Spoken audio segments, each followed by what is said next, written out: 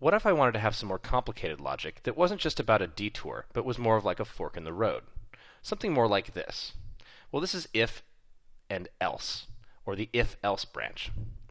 The way that this works is we just stick the word else and specify a different block of code.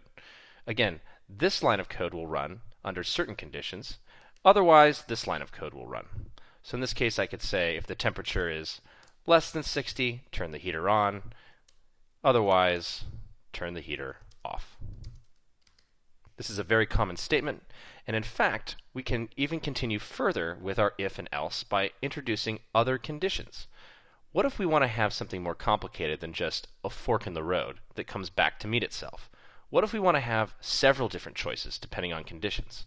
Well, we can do that with a if, else type of logic. So we can just say if, else if, another condition, and then put this else right there. And now we can say if the temperature is greater than, let's say, 80 degrees, we definitely want to make sure the heater is turned off. Otherwise, we don't necessarily want anything to happen. We should just have the heater be whatever it was. So even though this is rather redundant logic here, you can see that you can make these branches of conditions of if, and then if none of those are true, your else branch will run. This is the most basic structure you'll use when trying to test for certain conditions in order to run code.